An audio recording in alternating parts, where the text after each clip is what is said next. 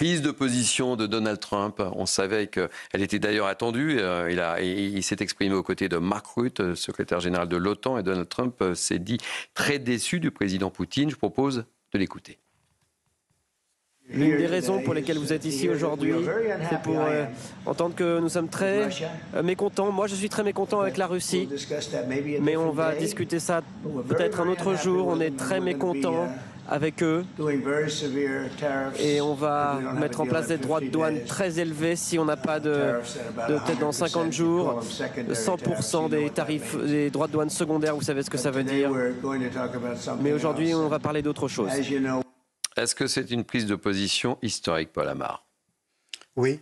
En son cas, c'est un tournant. On disait de Trump, et on a toujours dit de Trump, qu'il était imprévisible. C'est vrai qu'il nous avait terriblement surpris, choqués, déçus quand il avait pris ses distances avec l'OTAN, avec l'Europe, avec l'Ukraine. Là, il revient à grands pas vers l'OTAN, vers l'Europe, vers l'Ukraine. Donc c'est un bien pour l'Europe, c'est un bien pour l'Ukraine. La livraison de ces missiles patriotes va faire du bien à l'Ukraine et c'est un avertissement qu'il adresse clairement à Poutine qui est effectivement à 50 jours pour répondre. Sinon, sanctions. Trump n'oublie pas qu'il fait des affaires. Trump n'oublie pas qu'il a été businessman et il l'est toujours. C'est son ADN. Et si Poutine ne répond pas à cet avertissement, il y aura des sanctions sévères, des sanctions économiques. Trump l'a dit d'ailleurs. L'économie russe est extrêmement fragile et elle le sera encore davantage si Trump applique ces sanctions. Mériadec, quel est votre regard? Est-ce que vous êtes plus nuancé peut-être que Paul Amar par rapport à ce discours historique? Plus prudent, pour l'instant, il n'y a pas d'éléments qui permettent de dire que c'est un tournant historique. Moi, je pense que c'est plutôt un coup de pression de Donald Trump, clairement, sur Vladimir Poutine, qui fait en fait d'une pierre trois coups. Le premier, c'est qu'il permet à l'Ukraine de continuer à se défendre, notamment dans son ciel contre les missiles russes. Il y avait une interrogation. Deuxièmement, il fait du business. C'est-à-dire qu'il signe un accord avec l'OTAN qui va permettre à ces chaînes d'approvisionnement de patriotes de refonctionner et d'approvisionner les pays de l'OTAN qui voudront bien prêter leurs patriotes, entre guillemets, aux Ukrainiens. Donc c'est une formule très trumpienne et il met un petit coup de pression au passage à Poutine en disant les choses commencent à traîner vraiment, il va falloir avoir des résultats. On verra dans les jours qui viennent, dans les semaines qui viennent, quelles seront les musiques qui seront véritablement jouées entre ces deux personnages. Julien Drey, quel est votre regard? D'abord, c'est un aveu d'échec. Désolé. Parce qu'on a un président des États-Unis qui est arrivé en disant « Vous allez voir, désormais avec moi, tout va marcher, tout le monde va obéir, toi tu vas faire ça, toi tu vas faire ci. » Voilà. Il n'a résolu aucun des dossiers. Aucun. Et il passe son temps à faire des zigzags. Alors on peut considérer à chaque zigzag que c'est un tournant. Oui, c'est vrai, un zigzag est un tournant. Mais un tournant dont on ne sait pas quelle va être l'issue.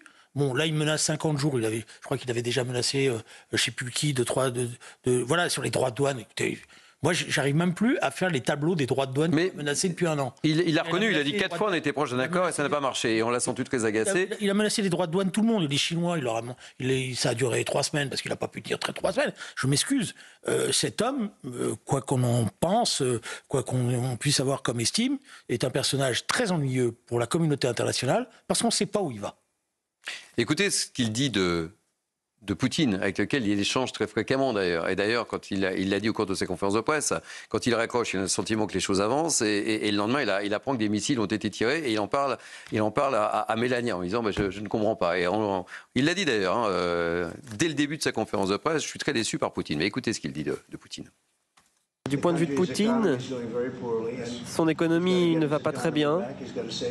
Il faut qu'il sauve son économie, qu'il sauve son pays. L'économie, ça peut détruire un pays. Et il veut que son économie reprenne. Vous savez, il a un grand pays. Il y a du grand potentiel, c'est ce que je dirais. Et vous en avez parlé à M. Poutine? Oui, je lui parle beaucoup pour en finir avec cette guerre. Et je me dis, c'était un bon appel téléphonique. Et puis tout d'un coup, j'entends dire que des missiles ont été envoyés sur Kiev. Et au bout de 3 ou 4 fois, on se dit que les mots n'ont pas de valeur. Voilà, les mots n'ont pas de valeur. Arnaud Klasfeld, selon Donald Trump, en évoquant Vladimir Poutine, avec lequel il échange. Ça, il le dit. Je trouve qu'il a été très prudent, puisqu'il laisse quand même 50 jours à Poutine avant d'arriver un accord, ou on ne sait même pas, il n'a même pas dit un accord tout à fait, arriver à quelque chose dans 50 jours. Il n'envoie pas d'armes offensives non plus à l'Ukraine. Il est exaspéré de ne pas avoir trouvé une forme de compromis, et il est exaspéré aussi que des missiles soient tirés sur les villes ukrainiennes de la part de la Russie, des missiles et des drones. Mais pour l'instant, il laisse quand même 50 jours à Poutine pour avancer et faire en sorte que ses buts de guerre s'avancent. Donc c'est une position qui est une position mitigée. Il est exaspéré pour lui-même, il est exaspéré pour ses électeurs, parce qu'il leur avait dit qu'il trouverait un accord en un jour. On le sent agacé, on l'a senti agacé. Il a 7-8 mois, mais il laisse encore du temps, et donc il est prudent. Alors, Poutine... Les Chinois, ils avaient une formule pour un personnage comme ça. Je viendrai. Vas-y. C'est un tigre de papier dans le temps. Et pour l'instant, je m'excuse. C'est sévère. Oui, mais écoutez-moi, en tout cas... Un tigre de papier qui est intervenu en Iran. Qui est intervenu en Iran. D'ailleurs, il a commencé sa conférence de presse en évoquant la réussite en Iran.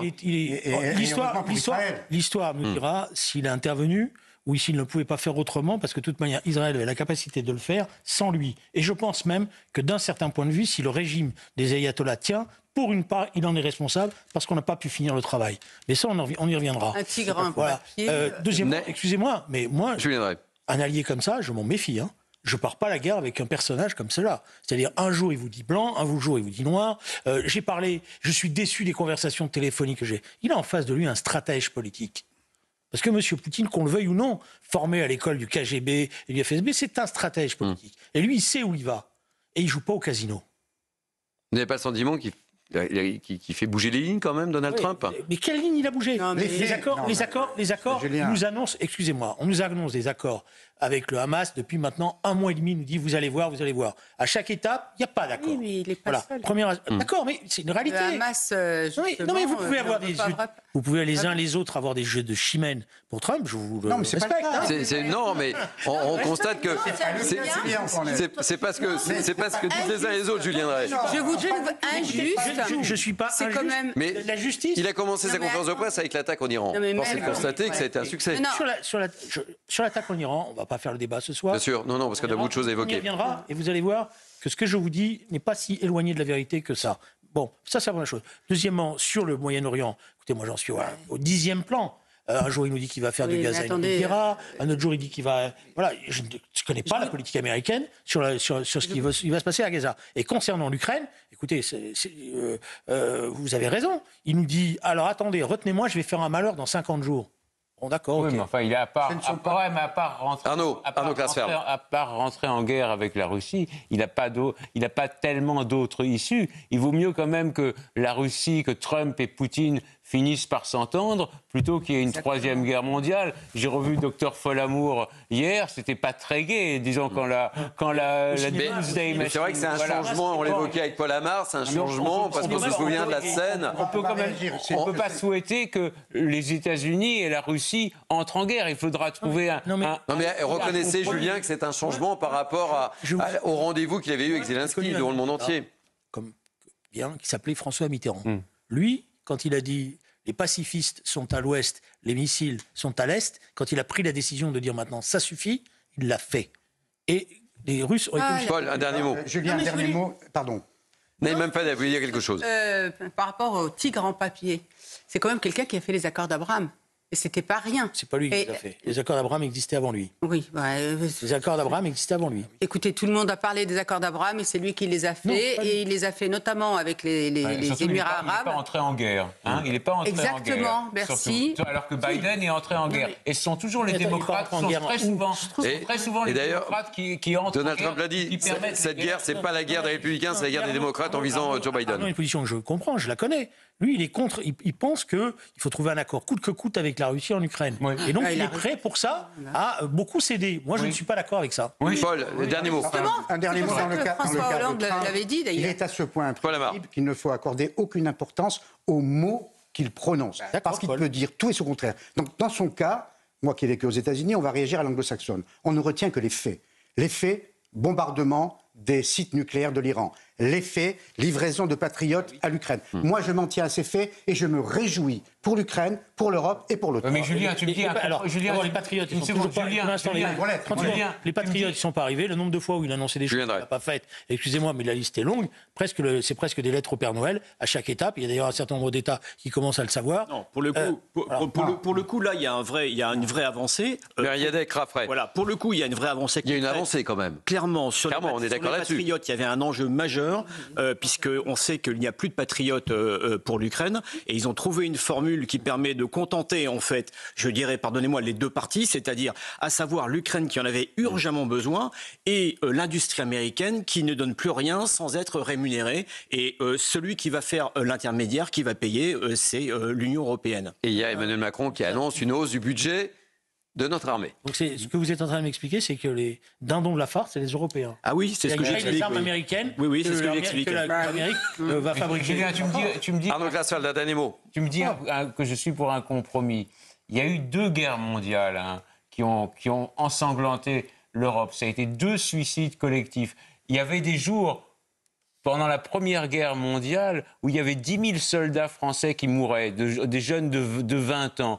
Donc c'est normal que je sois pour un compromis. Ma mère était sous les bombes à Berlin, mon père est mort à Auschwitz. Je me souviens quand même dans mon grand-père. Je me souviens dans mon inconscient collectif les malheurs que peuvent entraîner une guerre mondiale. Donc je préfère que la Russie et les États-Unis s'entendent, même si c'est en partie sur le dos de l'Ukraine. Allez, on va marquer une pause, les amis.